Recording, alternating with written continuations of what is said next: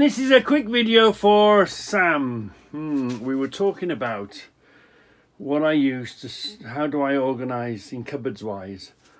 Well, let's start up here, shall we? These are closed cupboards. These are just thin tall cupboards turned on the side, and I use them to keep on the top shelves here like this. And then what I do is use these pull-out drawer things, these filing cabinet cupboards, and there's two there on top of each other, so I make the space. There's one there, there's little ones, and there's just like a two one there, so they're just basically filing cabinets. Again, to make them fit, if you've got some spare space and they won't fit, all you do is you blank it off. You get a piece of wood and you blank the end off, so you make it fit wherever it fits. This is a bit of a desk of some sort that I had. Making the drawers, I keep stuff there. And then I had some boarding which levels out the top bits, lets it go behind. Again, this is cupboards. Shelving there. I had to re-alter the shelving. I dismantled it and rebuilt it. That one there to fit because that was the gap I had. Again, that's two sets of small drawers, basically put on top of each other to gain the height I want. There again, now this is another set of drawers that I got stuff in, but I use these little ones and I put stuff in them drawers. But again, I had a space, and all I do is blank it off. That much space, put the wood in it, solid. Then it soon becomes one, you know. This is another set of drawers. So that's how I filled the wall and made it look level, because I've put blanks in. Yeah. So again, cupboards up there. What I did, oh, the fire's on. Again, what I've done here, I've just used wood because mainly it's stronger. This is good strong shelving. It's 9 inches by 2 inches, 9x2s, Dexian, you see. And all I've done is bolted it. There's not much to make piece there. Put wherever the level was, bolt it in, strengthen it with Dexian. That won't come apart.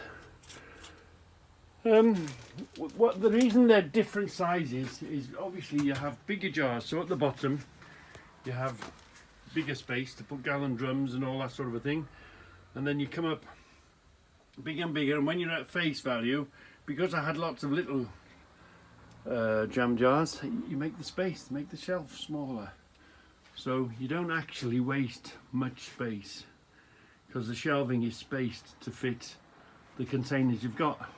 Now I use jam jars, that's why I use there. Again, I put cupboards underneath. Again, I have little cupboards that just come along, and I to make that level, you see, there was a difference between that one and that one. Well, all I've done is I've put a false top on it.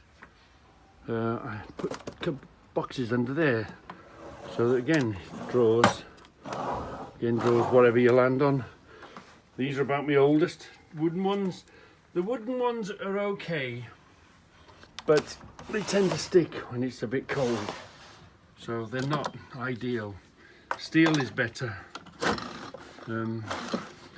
And then I have all these that I've had over the years that you collect and you pick up and you put stuff in them. Yeah, so that's what happens there. That's how I do a lot of on top of each other sort of stuff. And then again, make the corners. My last lot of shelves I did just simply out of scaffolding planks. I had an excess of scaffolding planks, so I just cut them up and turned them into shelving. And I do that with me spanners. And when I run out of space, I put them on a hinge so I can get them out of the way. So, there again, made it. You've got to make everything fit what you got. Rather than buy something and stick rigidly to it, make it fit what you want. Now here's a situation. I had these.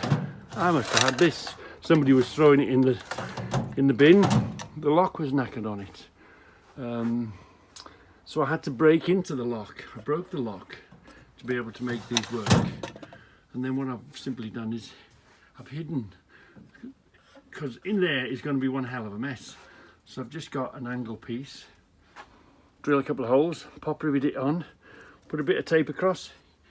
You wouldn't know now, would you, that I've butchered my way into the lock there to be able to open it, to be able to use it. Someone was throwing it away. I do use them hook, but the only trouble with these is the dust and the filth gets on them, so they're not ideal. They're not ideal. Again, this was just, I think it was some sort of a display unit, or 4 of them. So this could be 5 here. 1, 2, 3, 4, 5 little units that I've put together. And if you've noticed, I don't know if you've seen, I put them in my own frame.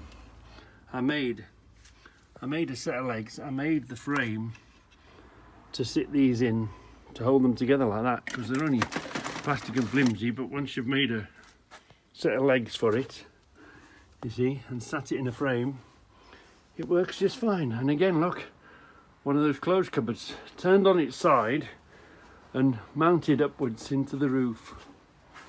Oh, it's hanging off that beam as it stands.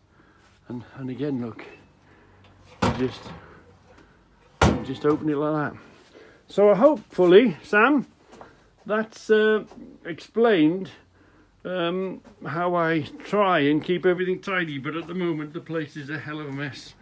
I must tidy up. As always, I must tidy up.